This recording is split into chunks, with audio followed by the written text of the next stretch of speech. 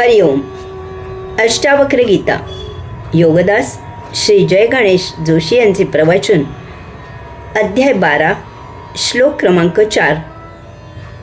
हेयोपादेय विरहा देवं हर्ष विषादयोः अभावादद्य हे ब्रह्मन् नेवमेवाहमास्थितः. भावार्थ. हे गुरुवर, दुरुपयोगी किंवा उपयोगी अशांच्या वियोगामुळे होणारा हर्ष आणि विषाद यांच्या अभावामुळे मी जसा आहे तसा आत्मस्थित आहे.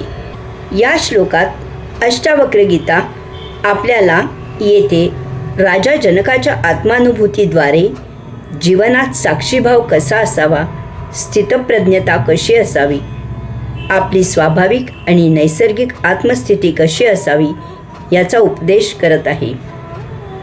आपल्याला मिळालेल्या कितीतरी वस्तू, भेटलेली माणसे, प्राप्त झालेली धनसंपत्ती ही जीवन जगताना जशी उपयुक्त असते तसेच अनेक वेळा ती निरुपयोगी असते, उपद्रवी असते, त्रासदायक होते. यामुळे आपल्याला जसा लाभ होतो तसेच आपली हानीही होते. आपल्याला जीवन सुकर होऊन सौख्य मिळते तसेच ते अडचणीचेही होते, दुःखपूर्ण होते. स्वाभाविकच यामुळे आपल्यात हर्ष आणि विषाद हे परस्पर विरुद्ध भाव उमटतात. आपल्याला त्रासदायक होत असलेल्या वस्तू, नको असलेली माणसे, कटकट निर्माण करणारी मालमत्ता आपल्यापासून दूर झाली तर अर्थातच आपल्याला हर्ष होतो. वास्तवात वस्तू, माणसे, मालमत्ता ही आपली संपत्ती आहे. परंतु ती जीवन जगताना जर दुःख निर्माण करत असली, जीवन दुस्सह करत असली, आपल्या आनंदाला विरजण लावत असली तर ज्या दिवशी यापासून आपली सुटका होते तो आपल्यासाठी सुदीन असतो. आपण सुटलो एकदाचा या त्रासातून असे म्हणून सुस्कारा सोडतो. आपल्याला जीवनात सौख्य, आनंद देणाऱ्या वस्तू, माणसे, मालमत्ता मिळते. त्यायोगे आपले जीवन सुकर होते, सुसह्य होते. आपण समाधानाने आला दिवस साजरा करत असतो. परंतु विश्वनियमाप्रमाणे येथे काहीही टिकाऊ नाही. यामुळे आपल्याला मिळालेल्या वस्तू, माणसे, मालमत्ता आपल्यापासून दूर होते आणि अर्थातच आपल्याला त्यांच्या वियोगाचा विषाद होतो. आपण दुःखी होतो. मागील क्षणापर्यंत ही सारी आपली संपत्ती होती. आपण त्यांचा वापर करून आपले जीवन समाधानात जगत होतो. आता या क्षणापासून ती आपल्याजवळ नाही. त्यांच्याशिवाय जिणे नको होते याचा विषाद होतो. वस्तू मिळणे आणि त्या नष्ट होणे हा जसा विश्वनियम आहे तसेच वस्तू जगताच्या लाभाने हर्ष होणे आणि त्यांच्या वियोगाने विषाद होणे हाही आपला संसारी नैसर्गिक स्वभाव आहे. यामुळेच रिपू तयार होतात. त्यांच्या आहारी जाऊन आपण वर्तन करतो आणि भोग निर्माण होतात.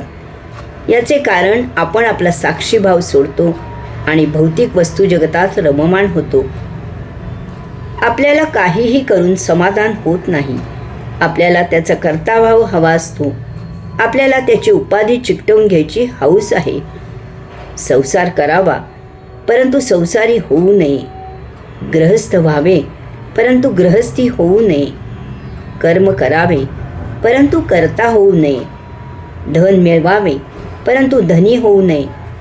त्याग करावा परंतु त्यागी होऊ नये. पूजा करावी परंतु पुजारी होऊ नये. तपस्या करावी परंतु तपस्वी होऊ नये. ध्यान लावावे परंतु ध्यानी होऊ नये. संन्यास घ्यावा परंतु संन्यासी होऊ नये. योग साधावा परंतु योगी होऊ नये. सर्व काही करावे परंतु केल्याचा भाव नसावा.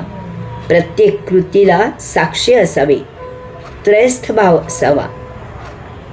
साक्षीत्व, स्थितप्रज्ञता, आत्मस्थिती हीच आपली मूळ स्थिती आहे. चांगले, वाईट, फायदा, नुकसान, हर्ष, विषाद या मनाच्या भावना आहेत. त्या भासमान आहेत, मिथ्या आहेत, तो भ्रम आहे. उपलब्ध, अनुपलब्ध हा नियतीचा खेळ आहे. ती स्थिती आपल्या आत्मोन्नतीसाठी, उत्कर्षासाठी योग्य असते.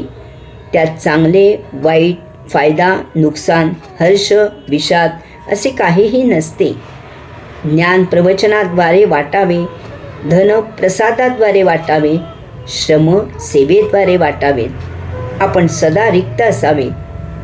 त्या रिक्तावस्थेतच मूलगामी आत्मस्थिती आहे.